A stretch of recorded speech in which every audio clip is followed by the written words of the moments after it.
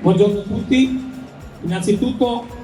vorrei ringraziare Verona Fiere, nella persona del vicepresidente Matteo Gelmetti, soprattutto per essere qua in presenza. Come ho detto prima, il digitale è importantissimo, sarà il futuro, ma credo che la presenza non la dobbiamo mai dimenticare, perché il rapporto tra le persone è quello che farà sempre funzionare, credo, il mondo, perché possiamo essere bravissimi, ma poi ci dobbiamo confrontare anche personalmente. Quindi rinnovo il mio grazie a Verona Fiere. Ed inoltre va un plauso al Verona Stone District per questa bellissima collocazione, per questa identità, dove mi sembra di rivedere quello che sono le nostre aziende, le ho viste qua, di rivedere quelle la Valpolicella, la Valdarsi, la Valpartena. Quindi il Verona Stone District, con gli imprenditori che hanno creduto in questo progetto, hanno veramente realizzato una cosa stupenda di identità e di valorizzazione del nostro territorio. Voglio poi salutare anche i salesiani con i ragazzi e quello che fanno.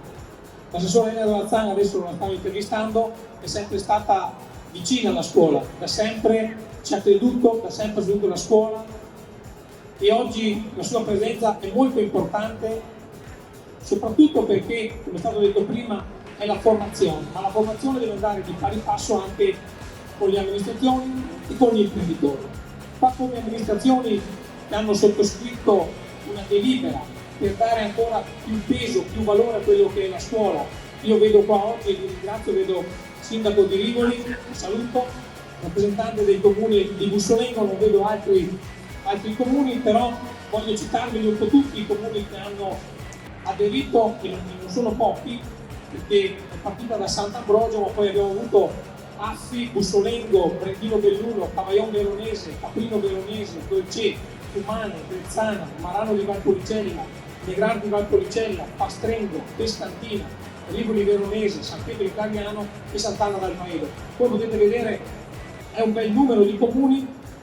che hanno sottoscritto questa delibera a favore della scuola, perché noi chiediamo alla Regione, ne abbiamo parlato prima anche con l'assessore, la possibilità di avere un quarto anno a Sant'Ambrogio, perché i nostri imprenditori chiedono sempre maggiore formazione, però anche i nostri imprenditori poi devono fare la loro parte, perché insieme collaboriamo e bisogna collaborare insieme, scuola, mondo del lavoro e mondo delle associazioni attorno a questo settore.